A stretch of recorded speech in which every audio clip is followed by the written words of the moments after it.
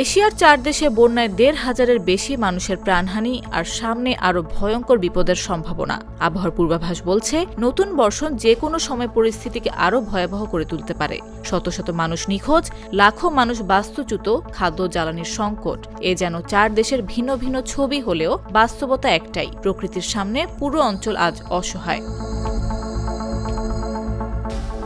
এশিয়ার Indonesia, Sri Lanka, Thailand এবং Malaysia 4টি দেশ এখন একই দুর্যোগের নাম, বন্যায় বিপর্যস্ত। মোট প্রাণহানি ইতোমধ্যেই ১,৫০০ ছাড়িয়েছে, আর আশঙ্কার বিষয় হচ্ছে বর্ষণ এখনও থামেনি। নতুন বৃষ্টির সতর্কতা জনমনে আতঙ্ক আরও বাড়িয়ে দিয়েছে। ইন্দোনেশিয়ার সুমাত্রা দ্বীপে বৃষ্টি যে কোনো সময় আরও তীব্র হতে পারে বলে আবহাওয়া বিভাগ জানিয়েছে। দেশটিতে মৃতের সংখ্যা আপাতত কমিয়ে ৭৭৭ দেখানো হলেও ৫৬০ জনের বেশি মানুষ এখনও নিখোঁজ।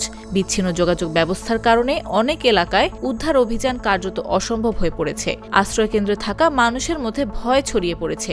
একটু বৃষ্টি মানেই যেন আবারও বিপর্যয়ের ফিরে আসার আশঙ্কা। জ্বালানি সংকট, খাদ্য সংকট, চরম মূল্যবৃদ্ধি এবং কোথাও কোথাও লুটপাট, ইন্দোনেশিয়ার দুর্ভোগ যেন বহুস্তরীয়। এদিকে শ্রীলঙ্কায় শুরু হতে যাচ্ছে উত্তর পূর্ব মৌসুমি বর্ষণ, যা ক্ষতিগ্রস্ত পাহাড়ি এলাকাগুলোতে ভূমিধসের ঝুঁকি বাড়িয়ে দিয়েছে। এখনও বহু পরিবারকে বাড়িতে ফিরতে নিষেধ করা হয়েছে, কারণ অতিরিক্ত ভেজা ঢাল সামান্য বৃষ্টিতেই ধসে পড়তে পারে। দেশটিতে এখন পর্যন্ত ৪৭৯ জনের মৃত্যু নিশ্চিত হলেও নিখোঁজ রয়েছেন আরও অনেক। কলম্বো ক্যান্ডি মহাসড়ক আংশিকভাবে খুলে দেয়া হলেও পুরো পথ ব্যবহার করা যাচ্ছে দিনের মাত্র ১৫ ঘণ্টা। বিকল্প রাস্তাগুলো ধীরে চলতে বাধ্য হচ্ছে। ভয়াবহ অর্থনৈতিক সংকট কাটিয়ে উঠতে থাকা শ্রীলঙ্কার জন্য এই বন্যা এক নতুন চ্যালেঞ্জ, কারণ ক্ষতিগ্রস্ত অঞ্চলগুলো পুনর্গঠনে লাগতে পারে $৭০০ কোটি পর্যন্ত। থাইল্যান্ডের দক্ষিণাঞ্চলে পরিস্থিতিও কম ভয়াবহ নয়। ভারী বৃষ্টি ও বন্যায় এখন পর্যন্ত ২৬৭ জনের মৃত্যু হয়েছে, ক্ষতিগ্রস্ত প্রায় ২৮ লাখ মানুষ। পর্যটন কেন্দ্র হাট ইয়ে জেলায় মৃতের সংখ্যাই সবচেয়ে বেশি, যা দেশটির পর্যটন ও স্থানীয় অর্থনীতির ওপর বড় আঘাত।